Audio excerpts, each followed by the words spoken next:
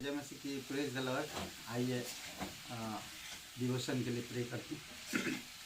पवित्र महान और सर्वशक्तिमान परमेश्वर पिता, हम धन्यवाद देते और एक शुभ अवसर आप हमें दिए, तेरे पवित्र नाम को ऊंचा करते हैं। धन्यवाद आपकी दया और करुणा के लिए, जो आप हमें क्षमा करते हैं, हमें नया जीवन दिए और हमारे जीवन को संभालते हो पिता। हमारी उठना बैठना, हमारी विचार, हमारी चरित्र, हमारी स्वभाव को आप ध्यान से देखते और हमें सिखाते। धन्यवाद आपकी पवित्र आत्मा के लिए, धन्यवाद पवित्र बाइबल के लिए। धन्यवाद देते प्रभु यीशु मसीह, दिन प्रतिदिन तो हमें पवित्रता में, धार्मिकता में और तेरी सच्चाई में बढ़ाते हो पिता। तेरी स्तुति महिमा करते यीशु मसीह के नाम से मांगते हैं, आमीन। ओके, आज जो हम लोग बात करेंगे और वो है परमेश्वर को क्या प्रसन्न करता है। क्या आप जानते हैं कि परमेश्वर को क्या चीज़ खुश करता है? अगर नहीं जानते हैं तो आज मैं आपको बताना चाहता हूं कि परमेश्वर को क्या चीज़ खुश करता है। सबसे पहली बात हम देख सकते हैं यशायाह 42 और वचन 21 में 42-21 में, यहोवा को अपनी धार्मिकता के निमित्त ही यह भाया है कि व्यवस्था की बढ़ाई अधिक करे। ओके, परमेश्वर को क्या भाता है, परमेश्वर को क्या अच्छा लगता है? परमेश्वर को धार्मिकता, परमेश्वर स्वयं धर्मी है और वो धार्मिकता में खुश रहता है। जब हम उसकी व्यवस्था को अधिक महत्व देते हैं और हमारे जीवन में व्यवस्था के अनुसार जीवन को ढालते हैं और व्यवस्था के अनुसार हम चलते हैं तो परमेश्वर खुश होता है। पहली बात, परमेश्वर को धार्मिकता, जब हम धर्म से कार्य करते हैं तो परमेश्वर खुश होता है। हमें कभी किसी का अन्याय नहीं करना चाहिए, झूठ नहीं बोलना चाहिए, चालाकी नहीं करना चाहिए, किसी को गलत चरित्र या स्वभाव में हमें नहीं देखना चाहिए, करना चाहिए, परंतु हमें परमेश्वर की धार्मिकता को प्रकट करना चाहिए। परमेश्वर इसे उसको अच्छा लगता है। पर धार्मिकता को कैसे बढ़ाएं? जब हम वचन या परमेश्वर की आज्ञा मानते हैं। और दूसरी बात हम देख सकते हैं परमेश्वर को क्या अच्छा लगता है, उसके प्रिय पुत्र का व्यक्तित्व। मत्ती का 3:17 में, और देखो यह आकाशवाणी हुई, यह मेरा प्रिय पुत्र है जिससे मैं अत्यंत प्रसन्न हूँ। खुश है अपने बेटे से। क्या यीशु को आप किस तरह से ग्रहण करते हो और अपने जीवन में यीशु को आप कैसे स्थान देते हो, वो उस चीज से परमेश्वर खुश होता या नहीं होता उसके ऊपर डिपेंड होता है, आपके ऊपर। आप अगर यीशु को उद्धारकर्ता मानते हो, आपके व्यक्तिगत जीवन में यीशु प्रथम स्थान रखता है, तो सच में परमेश्वर खुश होता है, क्योंकि वो अपने बेटे से खुश है। अगर हम यीशु को कम आंकते हैं तो परमेश्वर आपसे मुझसे खुश नहीं है। हमारे जीवन में हमें परमेश्वर को ऊंचा स्थान देना चाहिए। दूसरी बात हम देख सकते हैं, धार्मिकता में परमेश्वर खुश होता है और उसके प्रिय पुत्र की व्यक्तित्व में वो खुश होता है। और तीसरी बात हम देख सकते हैं कि सबको बचाना है, उन सबको बचाना है जो उस पर विश्वास करते हैं। पहला कुरिन्थियों का 1:21, क्योंकि जब परमेश्वर को ज्ञान के अनुसार संसार ने ज्ञान से परमेश्वर को ना जाना, तो परमेश्वर को यह अच्छा लगा कि इस प्रचार की मूर्खता के द्वारा विश्वास करने वालों को उद्धार दे। आज उद्धार आपको कैसे मिला, उस उद्धार को कभी मत भूलो।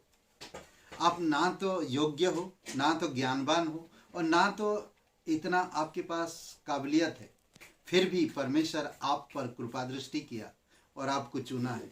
आज जो आपको उद्धार मिला, उस उद्धार को व्यर्थ जाने मत दो।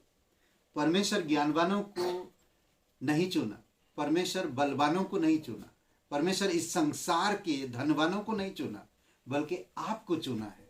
सोचिए, अगर आप कोई भी बड़ी शहर में हैं, उस शहर में आप तुलना कीजिए कि आप उन परिवारों से, उन लोगों से कितने कम हो। बड़े बड़े लोग होंगे, उद्योगपति, करोड़पति, लाखपति, बुद्धिमान, पढ़े लिखे, समझदार, ऐसे लोग होंगे उस शहर में, उस देश में, उस राज्य में। फिर भी परमेश्वर उनको नहीं चुना, बल्कि आपको चुना। इसीलिए आपको जो चुने हुए और आपका जो उद्धार हुआ, इस उद्धार को मत भूलिए। परमेश्वर आपको बुद्धिमान बनाएगा ताकि एक दिन संसार के उन लोगों को, आप ज्ञानवानों को लज्जित कर पाओ। इसीलिए परमेश्वर पर विश्वास रखिए जिसने आपका उद्धार किया। उसके लोग मसीह में ग्रहण किए जाते हैं। भजन संहिता 149 यानी कि 149:4 में, क्योंकि यहोवा अपनी प्रजा से प्रसन्न रहता है और नम्र लोगों का उद्धार करके उन्हें सभामान करेगा। नम्र लोगों से, जो उसको ग्रहण करते हैं, हर समय हर दिन जो लोग ग्रहण करते हैं, उनसे वो खुश रहता है। और जो नम्र होते हैं और अपनी उद्धार को समझते हैं, उनको वो ऊंचा करेगा। तो इसलिए जरूरी है कि जो मसीह में ग्रहण किए गए उनसे वो खुश होता है। उनकी स्तुति और उसके काम, जब हम उसके बेटे को ग्रहण करते हैं और उसके बाद हम जब परमेश्वर की स्तुति और उसके काम को पूरा करते हैं तो वो खुश होता है। उसकी इच्छा अनुसार जब हम कामों को पूरा करते हैं। इब्रानी का 13 अध्याय 16 और वचन 21 में इस प्रकार कहता, भलाई करना, उद्धारता दिखाना ना भूलो, क्योंकि परमेश्वर ऐसे बलिदानों से प्रसन्न होता है। हमें परमेश्वर की सेवा में भलाई करना, उदारता से कार्य करना भूलना नहीं चाहिए। परमेश्वर ऐसे वरदानों से खुश होता है, तुम्हें हर एक भली बात में सिद्ध करे, जिससे तुम उसकी इच्छा पूरी करो, और जो कुछ उसको भाता है उसे यीशु मसीह के द्वारा हम में उत्पन्न करे। उसी की महिमा युगानुयुग रहे, आमीन। इब्रानी का 13 अध्याय 16 वचन और 21 वचन में यह अद्भुत वचन है। इसीलिए जरूरी है कि आपको मुझे समझना, उसकी इच्छा अनुसार सेवा करो। जब हम उसकी इच्छा अनुसार सेवा करते हैं, वो कभी किसी का बुरा नहीं चाहता, तो आपको मुझे भी कभी किसी का बुरा ही नहीं करना, बल्कि उदारता से हमें काम करना। किसी से फिरौती पाने के लिए नहीं करना। या कोई भी मिनिस्ट्री में अगर आप काम कर रही हो, कोई भी कलीसिया में आप जुड़े हो, कोई भी सेवकाई कर रहे हो, तो उस सेवकाई को परमेश्वर का इच्छा अनुसार करने में आप तैयार रहो। उससे खुश होता परमेश्वर। जब हम उसकी इच्छा अनुसार करते हैं उसकी सेवकाई, तो वो खुश होता है।